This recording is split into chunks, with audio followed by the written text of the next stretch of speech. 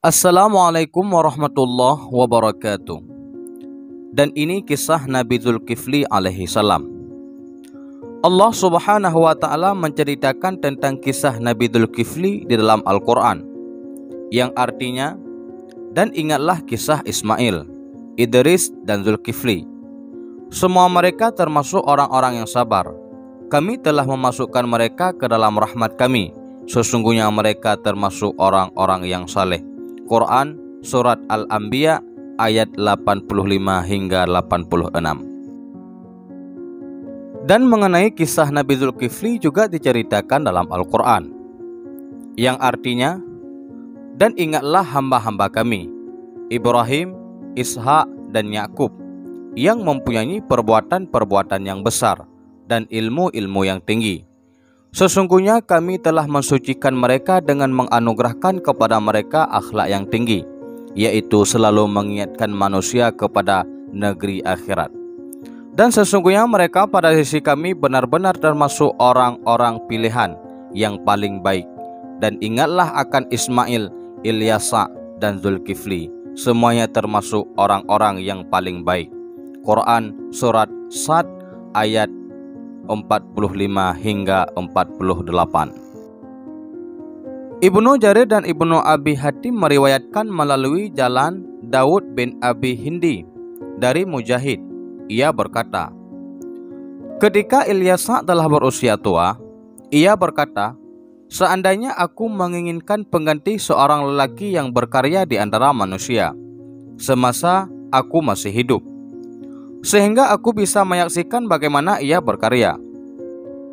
Lalu Ilyasa mengumpulkan manusia seraya berujar, siapa di antara kalian yang sanggup memenuhi 3 syarat dariku untuk kemudian aku angkat menjadi khalifah sebagai penggantiku?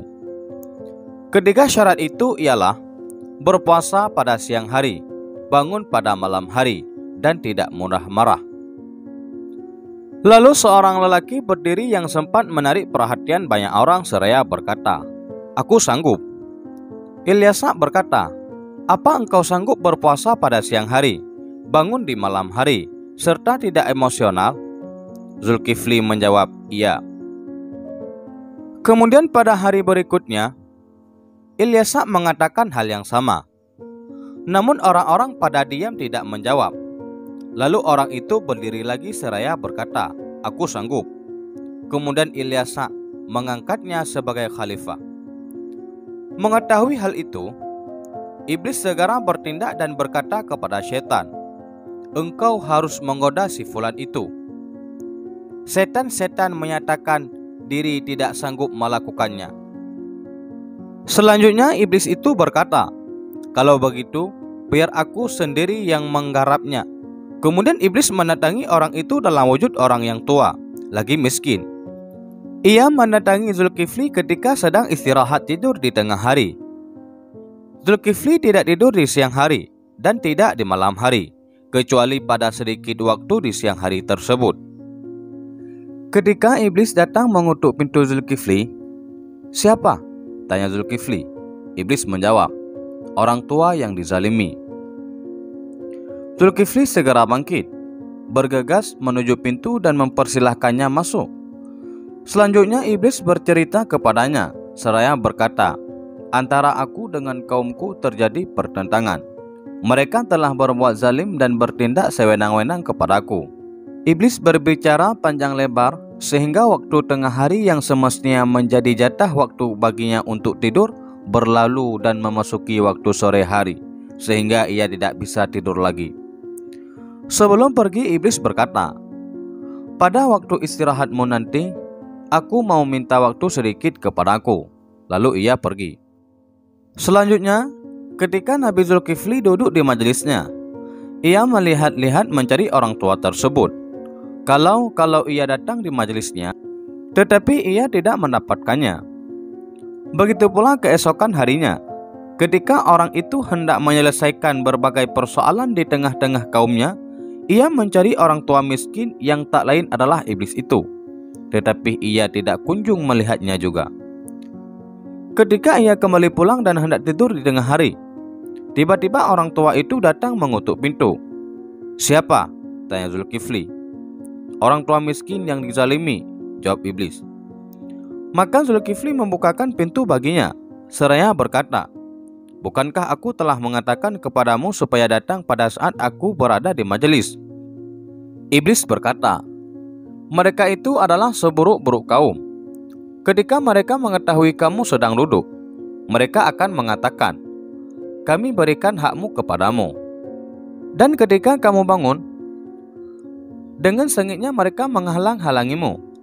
Kemudian ia berkata, pergilah dan datanglah kepadaku pada malam hari nanti. Dengan begitu, ia telah kehilangan waktu tidurnya di siang hari.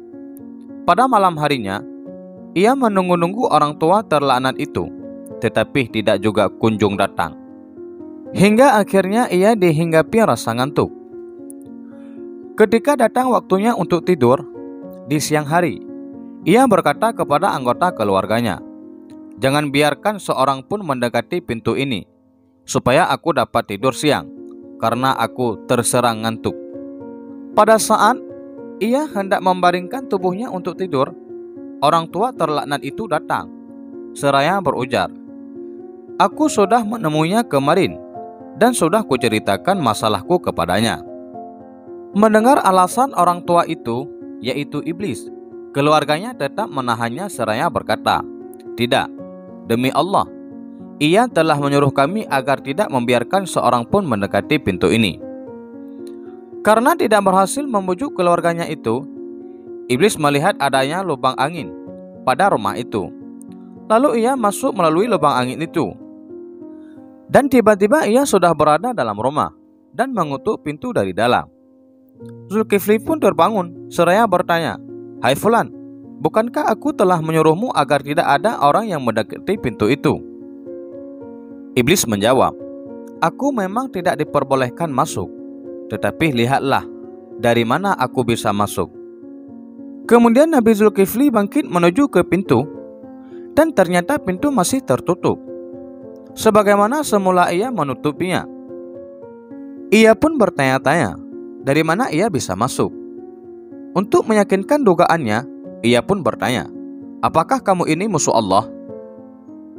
Ia menjawab, ya, aku telah berupaya menggodamu, agar kamu lalai dan tidak dapat melaksanakan apa yang menjadi kesanggupanmu. Tetapi aku gagal. Ternyata kamu memang dapat melaksanakan sesuai dengan kesanggupanmu. Oleh sebab itulah, Allah Subhanahu wa Ta'ala menamakannya dengan Zulkifli.